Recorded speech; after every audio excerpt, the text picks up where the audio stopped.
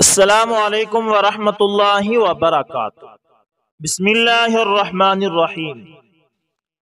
دوستو، حسین ابن سلام یثرب میں ایک معروف یہودی عالم تھے۔ مدینہ کے تمام باشندے دینی اور قومی اختلافات کے باوجود ان کی دلی قدر کیا کرتے تھے۔ تقوی، نیکی، استقامت اور صداقت جیسی وقی خوبیوں سے متصف تھے۔ حسین بڑی خوشگوار پرامن زندگی بسر کر رہے تھے، لیکن ان کی زندگی دوسروں کے لیے مفید بھی تھی۔ انہوں نے اپنے وقت کو 3 حصوں میں تقسیم کر رکھا تھا۔ ایک حصہ گرجے میں وعظ و نصیحت اور عبادت کے لیے مخصوص کر رکھا تھا۔ دوسرا حصہ اپنے باغ کی دیکھ بھال اور کھجوروں کی پیوند کاری کے لیے مخصوص تھا، اور تیسرا حصہ تفقہ فی الدین کے لیے، تورات پر غور و تدبر کے لیے مخصوص تھا۔ جب بھی حسین بن سلام تورات کی تلاوت کرتے تو ان آیات پر آ کر رک جاتے جن میں نبی آخر الزمان حضرت محمد مصطفیٰ صلی اللہ علیہ وسلم کی خوشخبری دی گئی تھی۔ یہ نبی منتظر کے اوصاف کو غور سے پڑھتے اور یہ دیکھ کر خوشی سے جھوم جاتے کہ وہ ان کے یثرب یعنی یثرب شہر میں ہجرت کر کے آئیں گے اور پھر یہیں مستقل رہائش اختیار کریں گے۔ جب بھی آیات پڑھتے تو یہ دعا کرتے، الہی میری عمر دراز فرما تاکہ میں نبی منتظر کو بچشم خود دیکھ سکوں، آپ کی ملاقات کا شرف حاصل کر سکوں اور سب سے پہلے آپ پر ایمان لانے والوں میں سے ہو سکوں۔ اللہ جل شانہ نے حسین بن سلام کی دعا کو شرف قبولیت بخشا۔ آپ کی زندگی میں نبی رحمت صلی اللہ علیہ وسلم کا ظہور ہوا۔ آپ صلی اللہ علیہ وسلم سے ملاقات، مصاحبت اور آپ پر اتاری گئی شریعت پر ایمان لانا حضرت حسین بن سلام کے مقدر میں لکھ دیا گیا۔ جناب حسین بن سلام کے اسلام قبول کرنے کی داستان انہی کے زبانی سماعت فرمائیں، چونکہ یہ اپنی آپ بیتی زیادہ عمدہ انداز میں بیان کر سکتے ہیں۔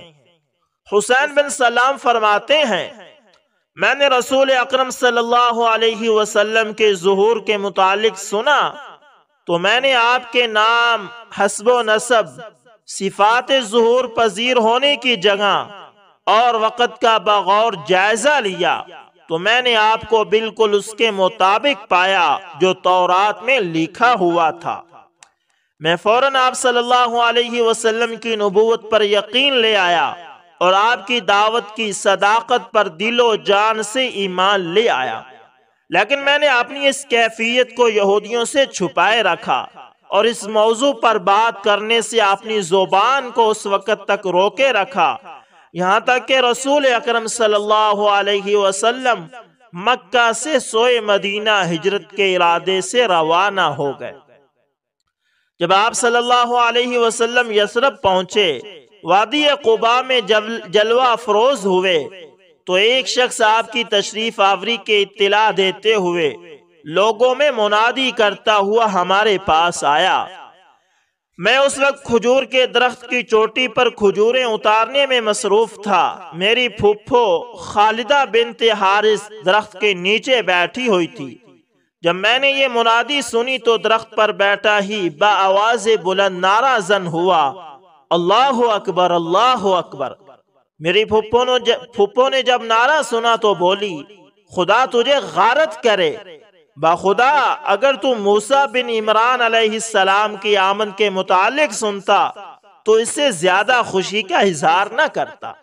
میں نے کہا، پھوپھی جان، اللہ کی قسم یہ موسیٰ بن عمران علیہ السلام کے بھائی ہیں اور انہی کے دین پر گامزن ہیں اور وہی شریعت دے کر بھیجے گئے ہیں جو حضرت موسیٰ علیہ السلام کو دی گئی تھی۔ وہ یہ باتیں سن کر خاموش ہو گئی اور پھر بولی، کیا یہ وہی نبی ہے جس کے بارے میں تم ہمیں بتایا کرتے تھے کہ وہ پہلے انبیاء علیہم السلام کی تصدیق کرنے والا ہوگا اور اپنے رب کے پیغامات کو مکمل طور پر پہنچانے والا ہوگا، کیا یہ وہی ہے؟ میں نے کہا ہاں وہی ہے۔ وہ کہنے لگی پھر تو ٹھیک ہے۔ میں اسی وقت رسول اکرم صلی اللہ علیہ وسلم کی خدمت اقدس میں پہنچا۔ آپ صلی اللہ علیہ وسلم کے دروازے مبارک پر لوگوں کا ازدحام تھا، یعنی بہت رش لگا ہوا تھا۔ میں لوگوں کو ہٹاتا ہوا آگے بڑھا حتیٰ کہ آپ صلی اللہ علیہ وسلم کے قریب پہنچا۔ سب سے پہلے میں نے آپ کی زبان مبارک سے یہ باتیں سنی: لوگو سلام پھیلاؤ، رات کے وقت جب لوگ سوئے ہوئے ہوں تو نماز پڑھا کرو، اس طرح تم جنت میں سلامتی دامن کے ساتھ داخل ہو سکو گے۔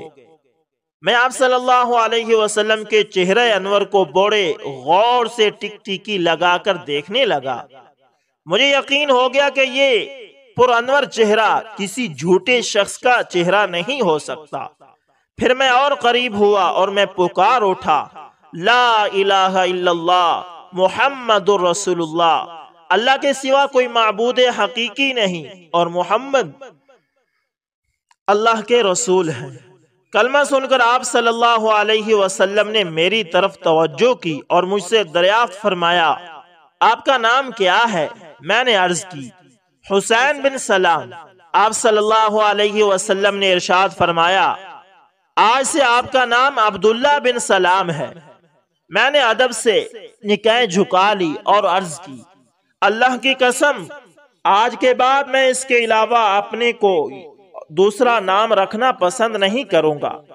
پھر میں نے رسول اللہ صلی اللہ علیہ وسلم کی محفل سے میں اٹھا اور سیدھا اپنے گھر پہنچا۔ میں نے اپنی بیوی، اولاد اور دیگر اہل خانہ کو اسلام کی دعوت دی۔ الحمدللہ سب مسلمان ہو گئے اور میری پھوپھو خالدہ بھی مسلمان ہو گئی، اور وہ ان دنوں عمر رسیدہ یعنی بوڑھی ہو چکی تھی۔ پھر میں نے اپنے اہل خانہ سے کہا: میرے اور اپنے اسلام کو یہودیوں سے اس وقت تک چھپائے رکھو جب تک میں تمہیں اظہار کرنے کی اجازت نہ دے دوں۔ پھر میں رسول اکرم صلی اللہ علیہ وسلم کی خدمت اقدس میں پہنچا اور عرض کی: یا رسول اللہ صلی اللہ علیہ وسلم، یہودی بہت بڑی افتراء پرداز اور جھوٹی قوم ہے۔ میری رائے ہے کہ پہلے آپ ان کے سرداروں کے سامنے دعوت پیش کریں، مجھے اپنے کسی حجرے میں چھپا لیں اور ان سے میرے متعلق دریافت فرمائیں کہ میرا ان کے دلوں میں کیا مرتبہ ہے۔ میرے اسلام قبول کرنے کا ابھی انہیں نہ بتائیں۔ اگر پہلے انہیں بتا دیا گیا کہ میں مسلمان ہو گیا ہوں تو مجھ پر بہتان تراشی کی انتہا کر دیں گے۔ رسول اکرم صلی اللہ علیہ وسلم نے مجھے ایک حجرے میں چھپا دیا۔ پھر یہودی سرداروں کو اپنے پاس بلایا اور انہیں اسلام قبول کرنے کی ترغیب دینے لگے اور ایمان کی محبت ان کے دلوں میں ڈالنے لگے اور اپنے بارے میں تورات کے حوالے سے یاد دہانی کرانے لگے۔ وہ یہودی آپ صلی اللہ علیہ وسلم سے جھگڑنے لگے اور اسلام کو باطل مذہب ثابت کرنے کے لیے ایڑی چوٹی کا زور لگانے لگے۔ میں حجرے میں بیٹھا ان کی باتیں سن رہا تھا۔ جب آپ صلی اللہ علیہ وسلم ان کی طرف سے مایوس ہو گئے تو آپ صلی اللہ علیہ وسلم نے ان سے دریافت فرمایا: حسین بن سلام کے متعلق تمہارا کیا خیال ہے؟ سب نے بیک زباں کہا: وہ ہمارے آقا ہیں، اس کا باپ بھی ہمارے آقا ہے، یہ بہت بڑے عالم ہیں، ان کا باپ بھی بہت بڑا عالم تھا۔ یہ سن کر آپ صلی اللہ علیہ وسلم نے ارشاد فرمایا: تمہارا کیا خیال ہے، اگر وہ اسلام قبول کر لے کیا تم بھی مسلمان ہو جاؤ گے؟ انہوں نے کہا: یہ ہو ہی نہیں سکتا کہ وہ اسلام قبول کر لے، اللہ اسے اپنی پناہ میں رکھے، بھلا وہ کیوں اسلام قبول کرے گا؟ یہ کلمات سنتے ہی میں حجرے سے بہر ان کے سامنے آ گیا اور میں نے کہا: یہودیو، اللہ سے ڈر جاؤ اور جو حضرت محمد صلی اللہ علیہ وسلم تمہارے پاس لے کر آئے ہیں اسے قبول کر لو۔ اللہ کی قسم تم جانتے ہو کہ یہ اللہ کے سچے رسول ہیں۔ تم نے تورات میں ان کا نام اور صفات دیکھی نہیں؟ سن لو، میں گواہی دیتا ہوں یہ اللہ کے رسول ہے، میں ان پر ایمان لاتا ہوں، ان کی تصدیق کرتا ہوں اور انہیں خوب اچھی طرح پہچانتا ہوں۔ میری یہ باتیں سن کر سب نے بیک زباں کہا، تو جھوٹ بولتا ہے، خدا کی قسم تو شریر ہے، تیرا باپ بہت بڑا شریر اور فریبی تھا، تو خود بھی جاہل اور تیرا باپ بھی پرلے درجے کا جاہل تھا۔ کوئی عیب نہ چھوڑا جو انہوں نے مجھ میں نہ نکالا ہو۔ میں نے رسول اللہ صلی اللہ علیہ وسلم سے عرض کی، یا رسول اللہ صلی اللہ علیہ وسلم، میں نے تو پہلے ہی کہا تھا کہ یہ قوم بڑی افتراء پرداز اور بہتان تراش ہے، یہ بڑے بے وفا اور بے حیا لوگ ہیں۔ حضرت عبداللہ بن سلام اسلام کی طرف یوں لپکے جیسے پیاسا پانی کے گھاٹ کی طرف لپکتا ہے۔ قرآن مجید کی محبت ان کے دل میں گھر کر گئی، ان کی زبان پر ہمیشہ آیات قرآنی کا ورد جاری رہتا، نبی صلی اللہ علیہ وسلم کے ساتھ سائے کی طرح رہنے لگے۔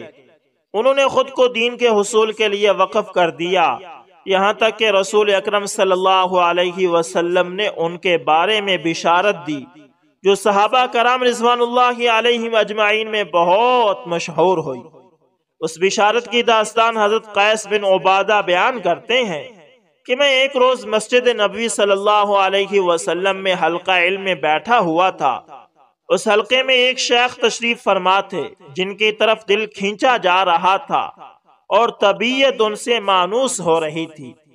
وہ لوگوں سے بہت پیارے اور میٹھے انداز میں باتیں کر رہے تھے۔ جب وہ کھڑے ہوئے تو لوگوں نے کہا، جو کوئی چاہتا ہے کہ کسی جنتی کو دیکھے تو اس شخص کو دیکھ لے۔ میں نے پوچھا یہ کون ہے؟ انہوں نے بتایا کہ یہ عبداللہ بن سلام ہے۔ میں نے اپنے دل سے کہا، اللہ کی قسم میں ضرور اس کے پیچھے جاؤں گا، اور پھر میں آپ کے پیچھے لگ گیا۔ حضرت عبداللہ بن سلام چلتے رہے، قریب تھا کہ مدینہ سے باہر نکل جائیں۔ پھر وہ اپنے گھر میں داخل ہوئے۔ میں نے ان سے اندر آنے کی اجازت طلب کی تو حضرت عبداللہ بن سلام نے مجھے اجازت دے دی۔ عبداللہ بن سلام رضی اللہ تعالی عنہ نے مجھ سے دریافت فرمایا کہ فرمائیے کیسے آنا ہوا؟ میں نے عرض کی، جب آپ مسجد سے نکل رہے تھے تو میں نے قوم کو آپ کے متعلق یہ بات کہتے ہوئے سنا کہ جسے جنتی دیکھنا ہو تو وہ اس شخص کو دیکھ لے۔ یہ سن کر آپ کے پیچھے پیچھے چلا آیا تاکہ یہ بات معلوم کر سکوں کہ لوگوں کو کیسے معلوم ہوا کہ آپ جنتی ہیں۔ آپ نے فرمایا، بیٹے، اہل جنت کے بارے میں اللہ ہی بہتر جانتا ہے۔ میں نے کہا، یہ تو درست ہے، لیکن لوگوں نے آپ کے متعلق جو رائے قائم کی ہے اس کی ضرور کوئی وجہ ہے۔ وہ کہنے لگے، میں تمہیں اس کا سبب بتاتا ہوں۔ میں نے عرض کیا کہ ضرور بتائیے، اللہ آپ کو جزائے خیر عطا فرمائے۔ حضرت عبداللہ بن سلام فرمانے لگے، رسول اللہ صلی اللہ علیہ وسلم کے عہد مبارک میں ایک رات میں سویا ہوا تھا۔ میرے پاس ایک شخص آیا، اس نے مجھے کہا، کھڑے ہو جاؤ۔ میں کھڑا ہو گیا۔ اس نے میرا ہاتھ پکڑ لیا۔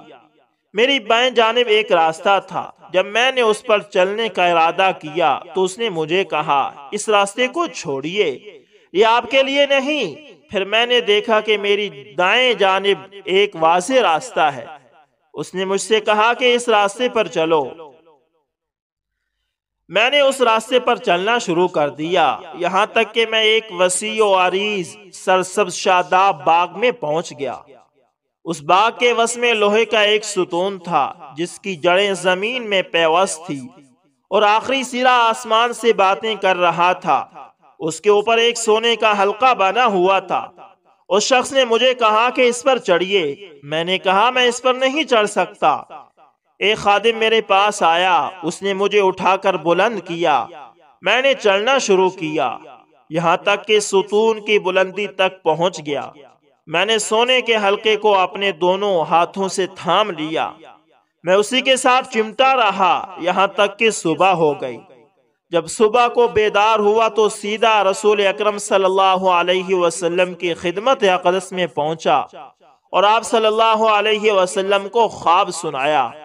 آپ صلی اللہ علیہ وسلم نے خواب سن کر ارشاد فرمایا، جو تم نے اپنی بائیں طرف راستہ دیکھا تھا وہ اہل نار کا راستہ تھا، اور جو تم نے اپنی دائیں طرف راستہ دیکھا وہ اہل جنت کا راستہ تھا، اور جو تم نے سرسبز و شاداب باغ دیکھا وہ اسلام ہے، اور جو اس کے وسط میں ستون دیکھا وہ دین ہے، اور ستون کے اوپر جو سنہری حلقہ ہے وہ عروہ وثقی ہے، تم مرتے دم تک اسی مضبوط کڑی کے ساتھ منسلک رہو گے۔